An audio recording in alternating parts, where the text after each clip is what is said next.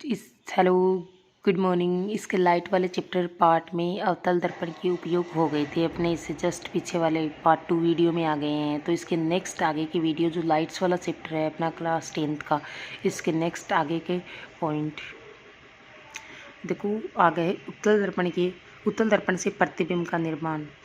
जब वस्तु अनंत पर स्थित हो, फर्स्ट में तो वस्तु कहाँ होनी चाहिए? अनंत पर। तो देखो रेज अनंत से आ रही है, इधर अनंत से आ रही है, फिर दर्पण पे आपतित हो रही है, उधर वापस टकरा के उसी सेम डायरेक्शन में वापस घूम जाती है दोनों तरफ। तो प्रतिबिंब यहाँ पे सामने एफ पे बनता है।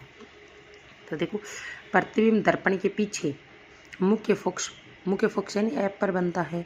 प्रतिबिंब आभासी व सीधा बनता है, वह बिल्कुल बिंदुवत आकार का होता है, एकदम छोटा सा बिंदुवत आकार का प्रतिबिंब बनता है जब वस्तु अनंत पर स्थित होती है। तो नेक्स्ट सेकंड पॉइंट है, जब वस्तु अनंत व दर्पण के ध्रुव P के मध्य स्थित हो।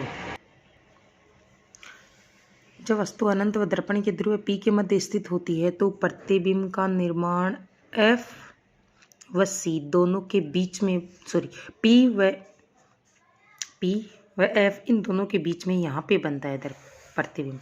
तो देखो प्रतिबिंब दर्पण के ध्रुव P व मुख्य फोकस F के बीच में बनता है। प्रतिबिंब आभासी व सीधा बनता है और वस्तु से छोटा होता है।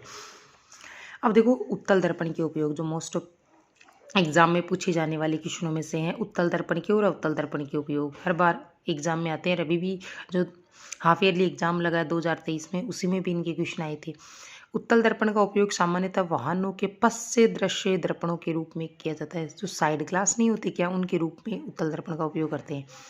यह दर्पण वाहनों के पार्श्व में लगे होते हैं तथा इनमें ड्राइवर पीछे के वाहनों को देखकर सुरक्षित रूप से वाहन चला सकता है। सीधा व छोटा प्रतिबिंब बनता है तथा इसका दृष्टि क्षेत्र भी बहुत अधिक होता है।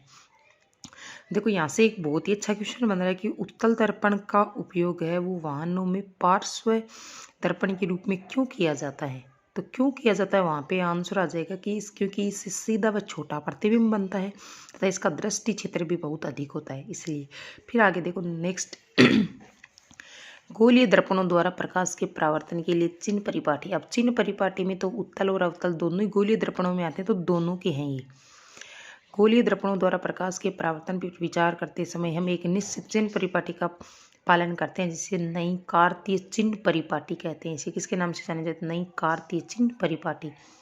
इस चिन्ह परिपाटी में दर्पण के ध्रुव P मूल बिंदु मानते हैं तथा दर्पण की मुख्य अक्ष को निर्देशांक पद्धति का अक्ष मान लिया जाता है। ये चिन्ह परिपाटी देखो इस प्रकार है। बिंब या वस्तु को हमेशा दर्पण के बाईं ओर रखा जाता है, कि जो भी कोई वस्तु होगी उसको हमेशा अपन दर्पण के बाईं ओर रखते हैं। इसका अर्थ है कि आपतित प्रकाश की दिशा हमेशा बाईं ओर से होती है। मुख्य अक्ष के समांतर यदि सभी दूरियां दर्पण के ध्रुव P से मापी जाती है और दर्पण के दाईं ओर की दूरियां धनात्मक होती है और बाईं ओर की दूरियां सारी की सारी ऋणात्मक होती है।